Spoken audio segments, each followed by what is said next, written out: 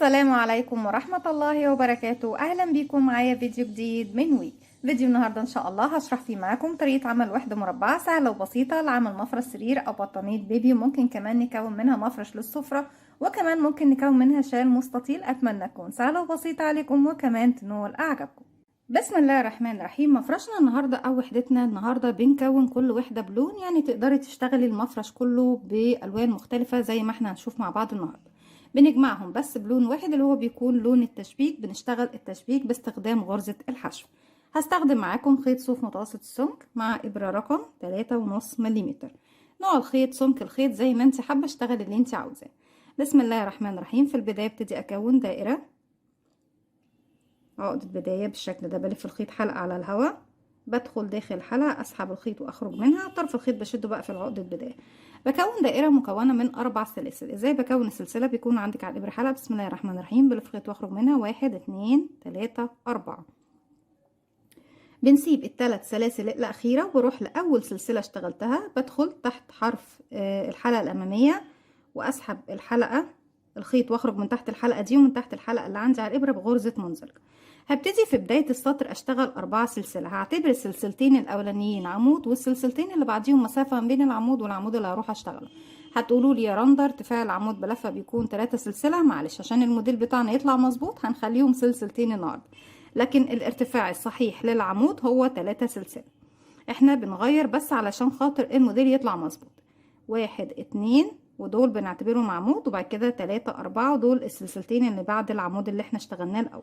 هبتدي اشتغل عمود، سلسلة عمود في داخل الدائرة عندي. ازاي بشتغل العمود؟ بيكون عندك على الابرة حلقة، بلف لفة واحدة بقى حلقتين، بدخل فراغي، هسحب الخيط وهخرج معايا كده 3 حلقات. بسحب الخيط وبخرج من حلقتين، اتبقوا 2 هسحب الخيط وهخرج منهم.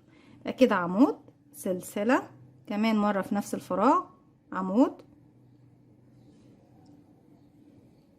بعد العمود سلسلة عمود، باخد سلسلتين مسافة 1 2، برجع تاني اكون عمود سلسلة عمود، عمود سلسلة عمود، سلسلتين مسافة 1 2، وبرجع تاني بكون عمود سلسلة عمود، سلسلة، وكمان مرة عمود،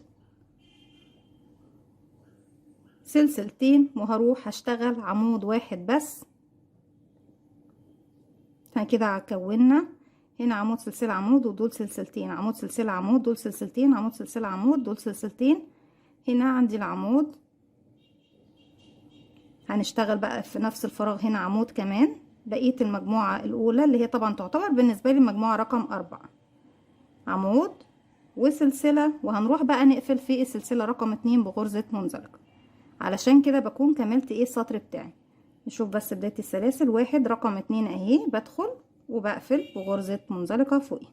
يبقى هنا اتكون عندي ايه يا بنات؟ انا عندي هنا 4 مجموعات و4 زوايا، سلسلتين سلسلتين سلسلتين سلسلتين، وعمود سلسلة عمود، عمود سلسلة عمود، عمود سلسلة عمود، عمود سلسلة عمود. هنمشي لغاية السلسلتين وابتدي اشتغل السطر الجديد بتاعي. بردك ببتدي ارتفع 4 سلسلة، 1 2 3 4، وهعتبرهم عمود سلسلتين. في نفس الفراغ هروح اشتغل كمان عمودين، 1 2 في نفس الفراغ ده اللي هي طبعا فراغ الزاوية عندي يا بنات. وفي نهاية السطر بكمل بردك هنا عمود كمان، بحيث ان انا يكون عندي في الزاوية عمودين سلسلتين عمودين. تمام. هبتدي اروح فوق العمود اللي كان عندي تحت الاول، هشتغل عمود بلفة زي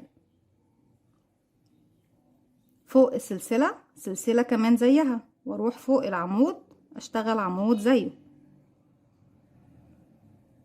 وصلنا للسلسلتين. فوق السلسلتين دايما بيكون عمودين سلسلتين عمودين، 1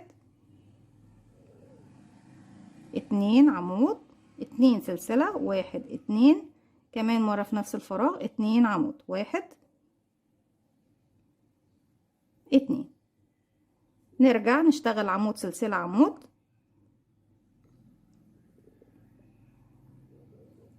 وسلسلة فوق السلسلة، وفوق العمود عمود، وصلنا لسلسلتين الزاوية بشتغل فيها عمودين سلسلتين عمودين، وبكرر بقى لغاية نهاية السطر. عمودين سلسلتين عمودين، عمود سلسلة عمود، عمودين سلسلتين عمود، عمود سلسلة عمود، وبعد كده برجع تاني اشتغل عمود في الزاوية هي الأولى، لأن احنا طبعا كده اشتغلنا العمودين وسلسلة السلسلتين عفوا والعمود، يعني فاضل لي فيها عمود. هكمل بقى لغاية ما اوصل لنهاية السطر وارجع لكم نكمل مع بعض السطر الجديد. رجعت لكم تاني وفي نهاية السطر كده خلاص اخر حاجة اشتغلتها كانت عمود وسلسلة فوق السلسلة وعمود فوق العمود. هنروح تاني بقى داخل الزاوية نشغل عمود بلفة كمان، لان ده كمالة او تكملة الزاوية بتاعتي. عمودين سلسلتين عمودين، واحد اتنين سلسلة، في تاني سلسلة او بعد من هنا واحد اتنين، وفي تالت سلسلة ببتدي اشغل غرزة منزلقة واقفل السطر بتاعي. يبقى هنا اكتملت الزاوية بتاعتي زي ما احنا شايفين. نبتدي تاني نمشي لغاية الزاوية بغرزة منزلقة، بردك برتفع 4 سلسلة، 1 2 3 4، وبعتبرهم عمود سلسلتين، وهدخل كمان في نفس الفراغ اشتغل كمان 2 عمود بلفة، 1 2. طيب هنا دلوقتي اصبح معايا العدد 1 2 3 عمود، بشتغل فوقيهم 3 عمود زيهم، يعني كل عمود فوقيه عمود بلفة زيه بالظبط كده. 1 والعمود التاني اهو 2 والعمود التالت 3. خلصنا ال3 عمود فوق السلسلة سلسلة زيها، ونرجع فوق ال3 عمود 3 عمود زيهم، 1 2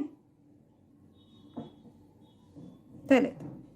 تاني بنرجع لسلسلتين الزاوية. داخل سلسلتين الزاوية بشتغل عمودين سلسلتين عمودين كده، فوق السلسلتين عمود كمان مرة، 2 2 سلسلة، 1 2 كمان عمودين داخل الزاوية، 1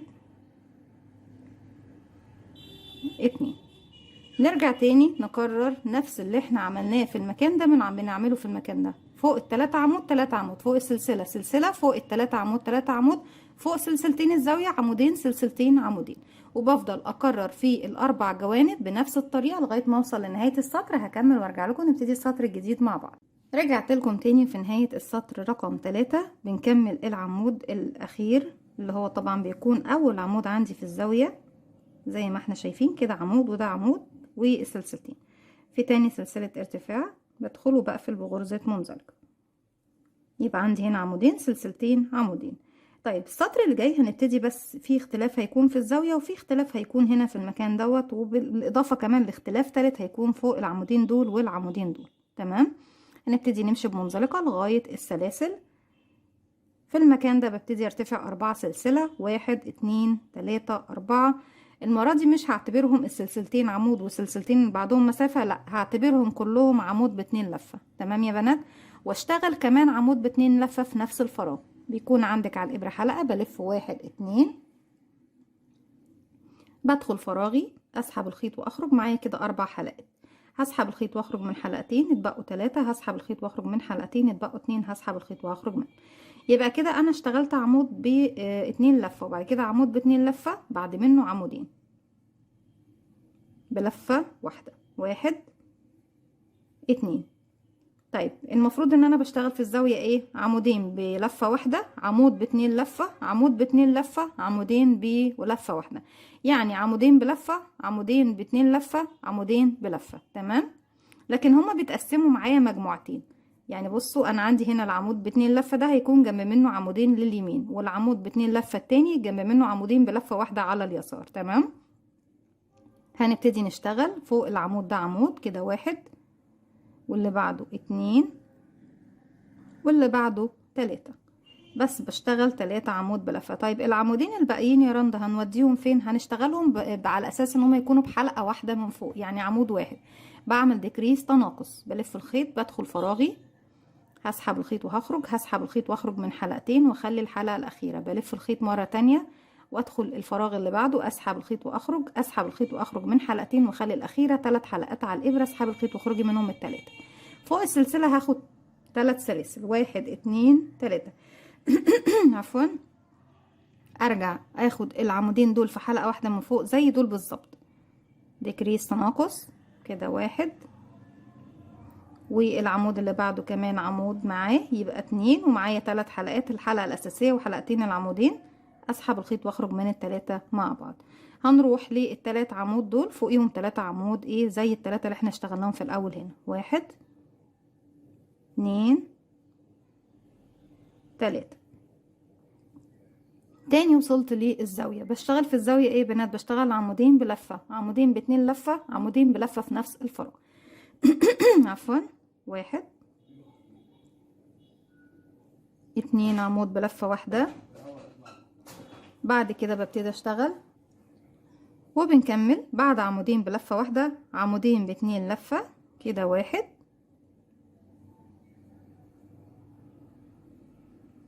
كمان 1 ب2 لفة، كمان عمودين بلفة واحدة. 1 2، يبقى 2 لفة، 2 بعمود بلفة واحدة، 2 عمود ب2 لفة، 2 عمود بلفة واحدة.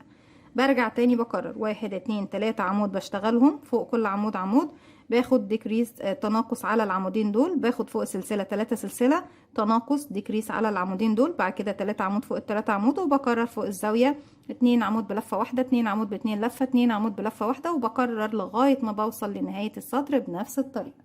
رجعت لكم تاني وكده خلاص خلص السطر معايا. لسه طبعا ما كملتش معايا الزاوية، احنا اتفقنا بنشتغل 2 عمود بلفة، 2 عمود ب2 لفة، 2 عمود بلفة.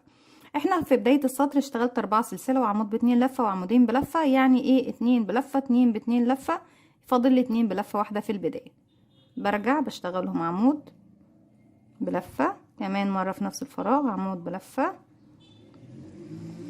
واقفل في رابع سلسلة ارتفاع. طيب نفس اللي انا اشتغلته تحت بنفس الطريقة هو اللي بكرره فوق العمود بلفة. هنا عندي هنا هبتدي اشتغل 4 سلسلة، 1 2 3 4 زي ما احنا شايفين بالشكل ده اهو. وفي نفس الفراغ في نهاية السطر بعد ما بلف المربع بتاعي كله باجي اشتغل هنا كمان عمودين بلفة واحدة في نفس الفراغ اللي انا قفلت فيه. طيب هبتدي الف الخيط بقى مرتين على الابرة واروح للعمود ب2 لفة اللي تحت، بشتغل فوقيه عمود ب2 لفة وعمودين بلفة واحدة في نفس الفراغ. 1 كمان مرة 2. هنشتغل لغاية ما نوصل لآخر عمودين 1 2 بعمل فيهم ديكريس، يعني بشتغل 1 2 3 4 أعمدة فوقيهم 4 أعمدة كده. 1 2 3 4.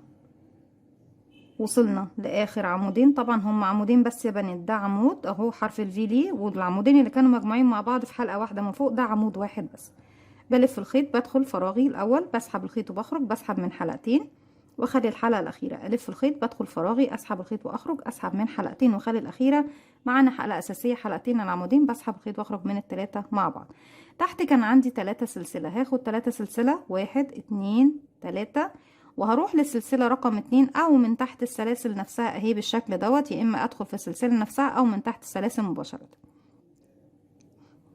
ندخل في السلسلة نفسها زي ما احنا شايفين، برفع الحلقة الأمامية وبعد كده بنزلها تحت الإبرة، وبرفع الحلقتين اللي في الخلف هما ايه على الإبرة، وبشغل غرزة حشو. اني بدخل اسحب الخيط واخرج، اسحب الخيط واخرج من الحلقتين بغرزة حشو، او ان انت تنزلي من تحت الشغل على طول. هوريكم بردك ازاي انك بيكون معاكي على الإبرة حلقة، بتنزلي من تحت السلاسل الثلاثة نفسها اهي، بسحب الخيط وبخرج، معايا حلقتين بسحب الخيط وبخرج منهم الثلاثة زي ما احنا شايفين.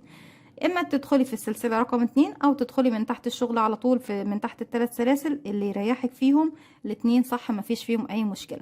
وبرجع تاني باخد 3 سلسلة، يعني قبل الحشو 3 سلسلة وبعدها 3 سلسلة 1 2 3. تاني برجع اختصر ديكريس على اول غرزتين، 1 2 مع بعض، معاكي 3 حلقات، اسحبي الخيط واخرجي منهم الثلاثة وارجعي اشتغلي 4 عمود على 4 عمود كده. 1 2 3 4. كده وصلت للأعمدة طبعا اللي هي العمودين اللي ب2 لفة اللي في الزاوية عندي هنا. هشتغل فوق العمود ده عمودين بلفة وعمود ب2 لفة في نفس الفراغ، 1 كمان مرة في نفس الفراغ هو كمان عمود بلفة واحدة، كمان مرة في نفس الفراغ عمود بس باتنين لفة المرة دي. تمام، في نفس الفراغ هو.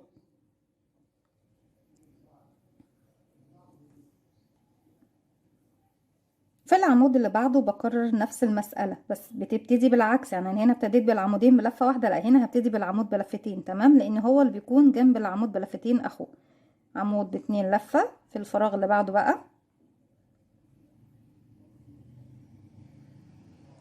واتنين عمود بلفة واحدة في نفس الفراغ. واحد اتنين. احنا كده اشتغلنا الزاوية ايه، اتنين عمود بلفة وعمود بلفتين فوق العمود اللي هو بلفتين الاول. بعد كده عمود بلفتين وعمودين بلفة واحدة فوق العمود بلفتين التاني. تمام، نبتدي هنا بقى نروح نشتغل تاني. كام عمود فوق الاربعة عمود دول؟ واحد اتنين تلاتة اربعة. عيد بقى عندي هنا عمودين بعمل فيهم ديكريس تناقص، بسحبهم مع بعض. واحد اتنين، ونسحب الثلاث حلقات من على الابرة. واحد اتنين تلاتة سلسلة، وبنزل من تحت الثلاث سلاسل اشغل غرزة حشو وارجع تلاتة سلسلة. واحد اتنين تلاتة، اخد اول غرزتين ديكريس مع بعض تناقص. واحد اتنين، واسحبهم مع بعض، وبعد كده اشتغل اربعة عمود فوق الاربعة عمود اللي تحت. واحد عفوا اتنين تلاتة اربعة. يقابلني عمودين الزاوية بشتغل فيهم زي هنا بالظبط. العمود الاول بشتغل عمودين بلفة، عمود باتنين لفة. العمود التاني عمود باتنين لفة، عمودين بلفة، وارجع اكرر في الاربع جوانب بنفس الطريقة زي ما احنا شايفين، وارجع لكم نبتدي السطر الجديد مع بعض. رجعت لكم تاني. في نهاية السطر بنبتدي نشتغل داخل العمود الاول اللي هو باتنين لفة، من تحت كمان عمودين،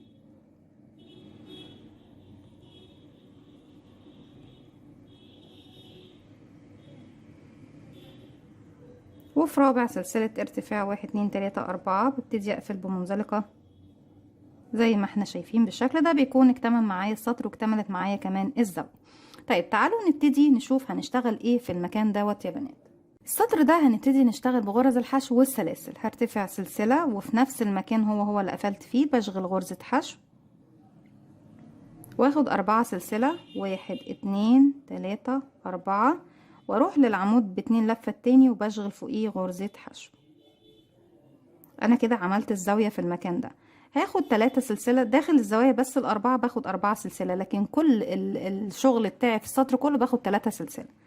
واحد اتنين تلاتة، وهعد من تحت واحد اتنين تلاتة هسيبه، وبعد كده هروح لرقم 4 وبشغل غرزة حشو.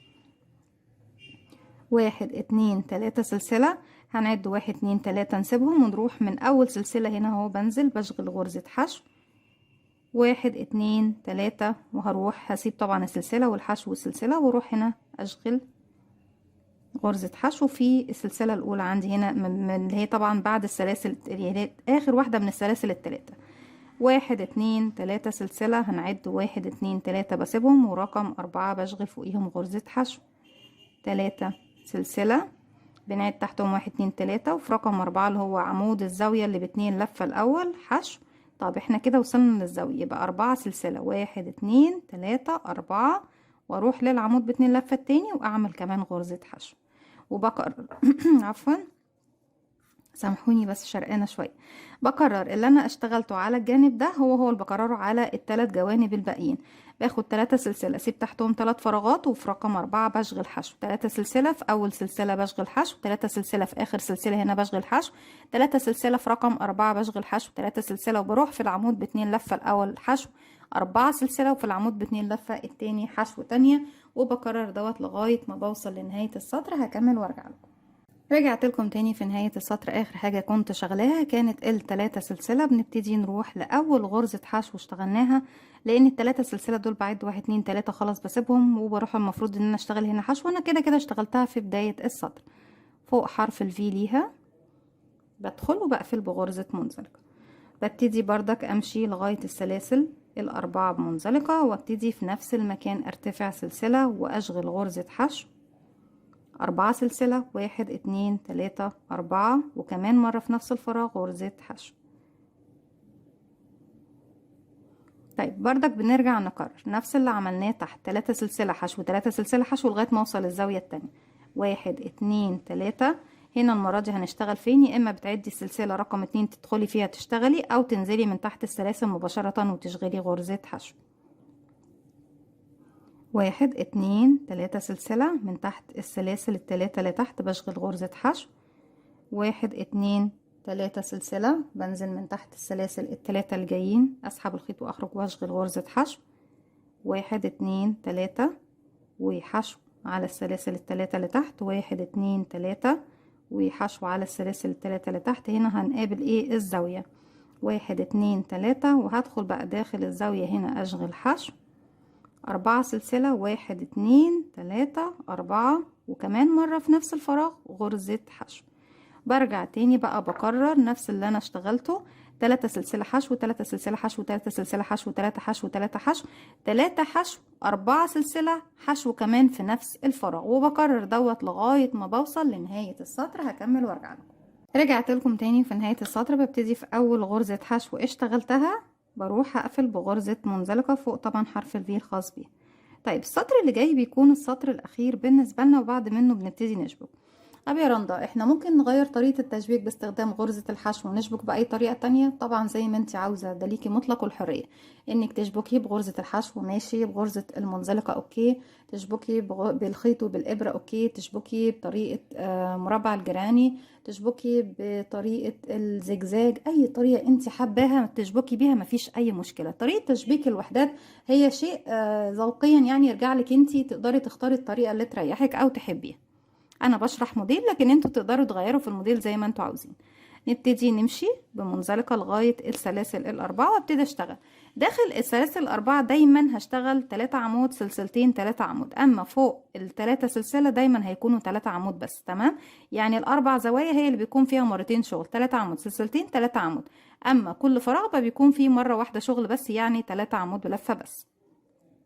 1 2 3، وهعتبرهم اول عمود بلفة موجود معايا في الزاوية. هشتغل كمان عليه عمودين، 1 2 2 سلسلة، 1 2 كمان مرة بقى المرة التانية في نفس الفراغ ب3 عمود، 1 2 3. هلف الخيط مباشرة، يعني عشان اروح من الفراغ ده للفراغ ده ما باخدش سلاسل يا رندا، لا ما بتاخديش سلاسل، بلف الخيط على الابرة على طول واروح فوق ال3 سلسلة 3 عمود بلفة. 1 2 3، ده اول فراغ ب3 سلسلة. تاني فراغ 3 عمود، 1 2 3. تالت فراغ فيه 3 سلسلة، 1 2 3. طب انت ليه بتعدي تقولي اول فراغ وتاني فراغ وتالت فراغ؟ عشان بعد تالت فراغ غرزة الحشو نفسها اللي عندي تحت هشغل فوقيها عمود بلفة واحد. تمام؟ كل حاجة بيكون ليها سبب. نرجع 3 سلاسل 3 سلاسل 3 سلاسل فوقيهم 3 عمود 3 عمود 3 عمود، 1 2 3. هنسيب الحشو ونروح ل3 سلاسل. في كل مرة انا بسيب الحشو ما عدا الحشو اللي في المنتصف. 2 3. تالت مجموعة اهي، 1 2 3. طيب نرجع بقى الزاوية، 3 عمود سلسلتين 3 عمود بلفة في نفس الفراغ، 1 2 3. 1 2 سلسلة وكمان مرة في نفس الفراغ، 1 عفوا 2 3.